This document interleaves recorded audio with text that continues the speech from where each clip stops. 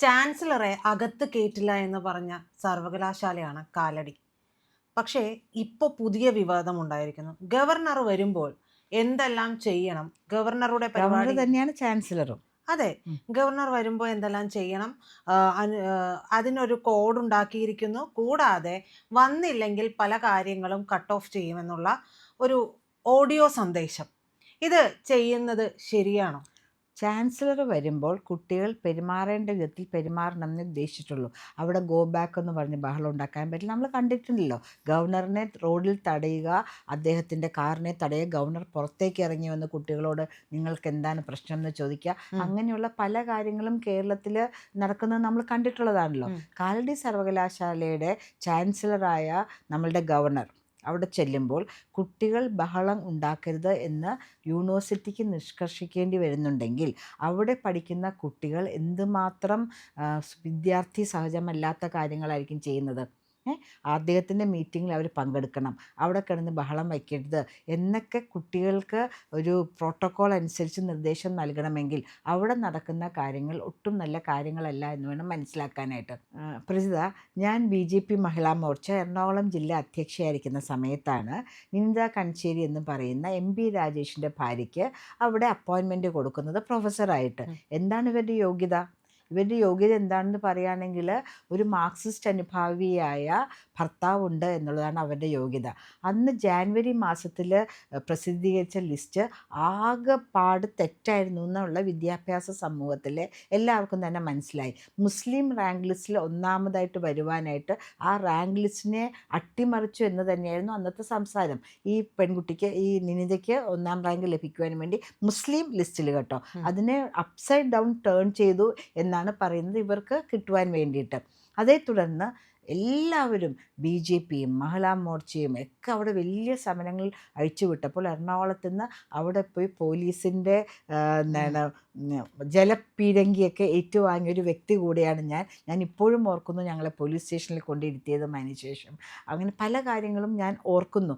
അതുകൊണ്ടാണ് അവിടെ എപ്പോഴും സംഭവിച്ചു കൊണ്ടിരുന്നത് പിൻവാതിൽ നിയമനങ്ങൾക്ക് പ്രശസ്തമായ ഒരു സ്ഥലം തന്നെയായിരുന്നു. ഇപ്പോൾ നേരത്തെ ഉണ്ടായിരുന്നൊരു VC, കുറച്ച് നാൾ മുമ്പുണ്ടായിരുന്ന VC ഗീതാകുമാരി എന്നാണ് ആ മാഡത്തിൻ്റെ പേര്.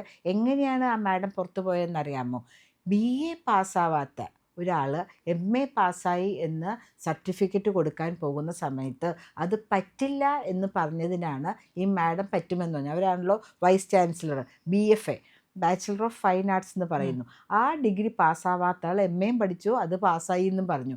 അങ്ങനെയാണ് ആ മാഡത്തിനെ മാറ്റിയിട്ട് ടെക്നിക്കൽ യൂണിവേഴ്സിറ്റിയുടെ വൈസ് ചാൻസലറായിട്ടുള്ള മാഡം സിസ തോമസിനെ അവിടെ വൈസ് ചാൻസലറായിട്ട് ചാൻസലർ അപ്പോയിൻറ്റ് ചെയ്യുന്നത്. ഇങ്ങനെയുള്ള കാര്യങ്ങൾക്ക്, മോശം കാര്യങ്ങൾക്ക് പേര് കേട്ട ഒരു സർവകലാശാലയാണ് കാലടി സംസ്കൃത സർവകലാശാല. കാലടി എന്ന് പറയുമ്പോൾ ഇന്ത്യ മുഴുവൻ അറിയുന്നൊരു പ്രദേശമാണ്, ആദിശങ്കരൻ്റെ ജന്മസ്ഥലമാണ്. അപ്പോൾ അവിടെ പഠിക്കുവാനായിട്ട് പല സ്ഥലങ്ങളിൽ നിന്നുള്ള കുട്ടികൾ താല്പര്യം അറിഞ്ഞ് വരുന്ന കാര്യമാണ്. കാലടി സർവകലാശാലയിൽ ആദിശങ്കര യൂണിവേഴ്സിറ്റിയിലൊക്കെ പഠിച്ചു വന്ന കോളേജൊക്കെ അവിടെ ഉണ്ടല്ലോ. അപ്പോൾ അവിടെ നമ്മൾ നോക്കി വരുമ്പോൾ ഈ മാഡം ഗീതാകുമാരിയുടെ കാര്യം പറയുകയാണെങ്കിൽ അവരൊരു വലിയ അനുഭാവിയായിരുന്നു. ഒരു പ്രത്യേക രാഷ്ട്രീയ പാർട്ടിയുടെ ഇത്രയും പൊസിഷനിലിരിക്കുന്ന ആൾക്കാരെ നമ്മൾ അങ്ങനെ ഒരു പാർട്ടിയിലേക്ക് തരം താഴ്ത്താനായിട്ട് നമ്മൾ പറ്റില്ല, നമ്മളത് ചെയ്യില്ല. കാരണം നമ്മൾ കുറച്ചും കൂടെ ഇതായിട്ട് ബ്രോഡായിട്ട് ചിന്തിക്കുന്ന ആൾക്കാരാണ്. പക്ഷേ അവിടെ വരുന്ന ഓരോരുത്തരും പാർട്ടിയുടെ, പ്രത്യേകിച്ചും CPMൻ്റെ അനുഭാവികളായിട്ടുള്ള ആൾക്കാരെ മാത്രം തിരഞ്ഞെടുത്ത് പിടിച്ച് നിയമിക്കുന്ന ഒരവസ്ഥയിലേക്കും വരുന്നുണ്ട്. അവിടെ പഠിക്കുന്ന കുട്ടികളാണെങ്കിലും ഈ SFIയുടെ തീവ്ര സ്വഭാവമുള്ള കുട്ടികളാണ്. എല്ലാവരെയും അടിച്ചമർത്തുക എന്നുള്ളത്. ഞങ്ങളന്ന് അവിടെ പോയി നിൽക്കുമ്പോൾ ആ ഗേറ്റിൻ്റെ അപ്പുറത്തെ സൈഡിൽ നിന്ന് ഇവർ കാണിച്ചിരുന്ന വീരശൂര പരാക്രമം ഉണ്ടല്ലോ, അവർക്ക് പ്രശ്നമല്ല അവരെ ആര് പഠിപ്പിക്കുന്നു, യഥാർത്ഥ യോഗ്യതയുള്ള പ്രൊഫസർമാരാണോ ടീച്ചേഴ്സാണോ ഞങ്ങളെ പഠിപ്പിക്കുന്നത് എന്നുള്ള കാര്യത്തിൽ അവർക്ക് ചിന്തയില്ല. അങ്ങനെയുള്ള കുറച്ച് കുട്ടികൾക്ക് വേണ്ടി നല്ല മെറിറ്റിൽ പഠിച്ചു വരുന്ന ഇന്ത്യയുടെ വിവിധ ഭാഗങ്ങളിൽ വരുന്ന കുട്ടികൾ പോലും സഫർ ചെയ്യുകയാണ്. പഠിപ്പിക്കാൻ യോഗ്യതയില്ലാത്ത ആളുകൾ അവിടെ പഠിപ്പിക്കുന്നു.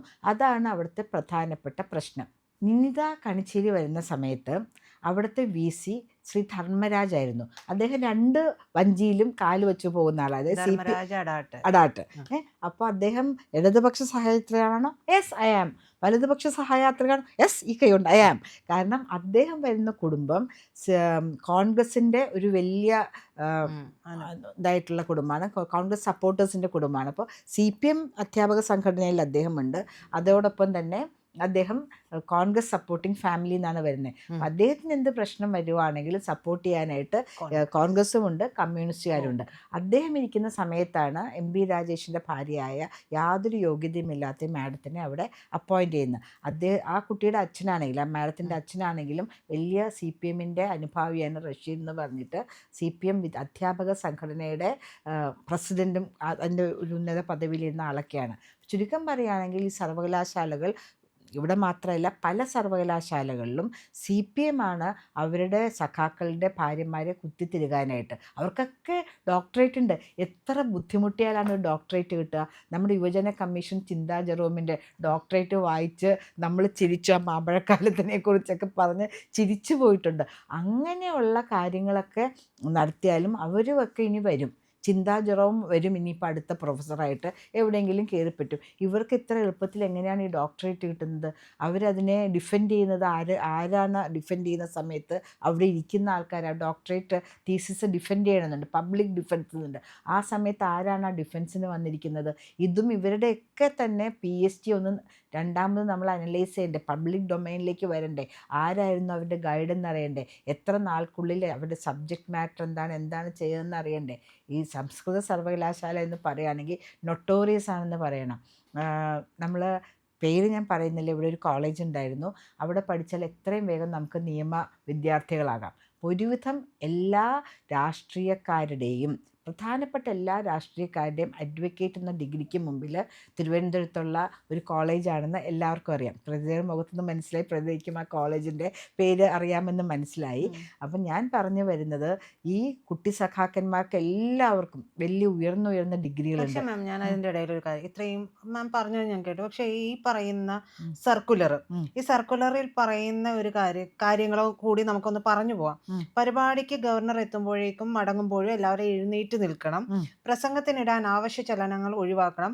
പ്രസംഗം അവസാനിക്കുമ്പോൾ കൈയടിക്കണം. ഗവർണർ മടങ്ങും വരെ ആരും ഹാൾ വിട്ട് പുറത്തു പോകരുത് തുടങ്ങിയ നിർദ്ദേശങ്ങളായിരുന്നു ഈ സർക്കുലറിലുണ്ടായത്. പക്ഷേ ഈ സർക്കുലർ അങ്ങനെ ഒരു പൂർണ്ണമായ ബോധ്യത്തോടു കൂടി ഇറക്കിയതാണ് എന്നുണ്ടെങ്കിൽ അത് പിന്നീട് പിൻവലിച്ച് മറ്റൊരു സർക്കുലർ ഇറക്കേണ്ട ആവശ്യമില്ല.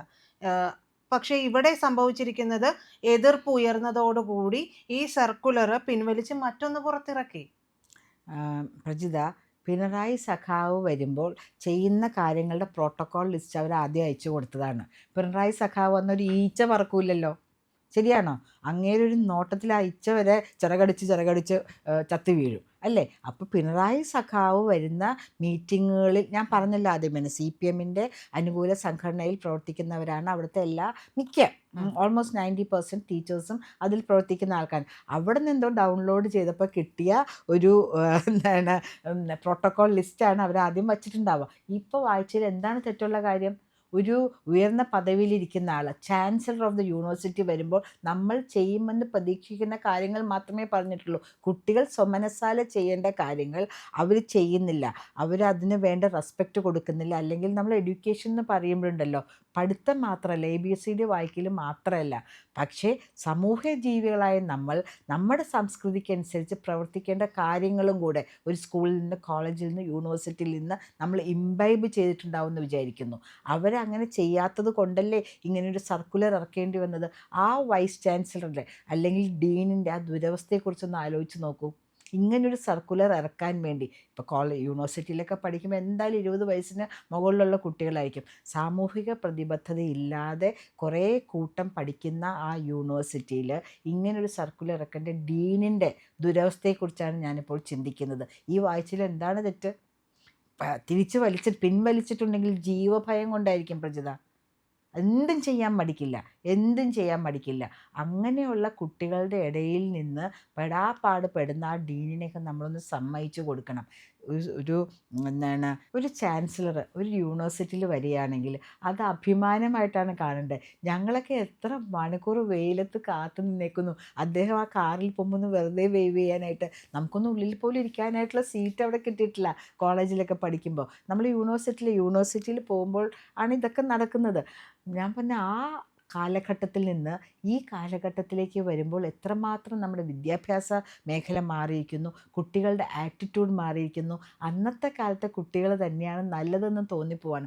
എത്ര മോഡേൺ എഡ്യൂക്കേഷൻ വന്നാലും നമ്മളുടെ വിദ്യാഭ്യാസ രംഗം എത്ര കുതിച്ചുയർന്നാലും ഇന്നത്തെ കുട്ടികളുടെ ആറ്റിറ്റ്യൂഡ് ശരിയല്ല എന്ന് തന്നെ പറയേണ്ടി വരും. ബഹുമാനിക്കേണ്ടവരെ ബഹുമാനിക്കണം, ബഹുമാനിക്കേണ്ടതിനെയും ബഹുമാനിക്കണം, അല്ലേ?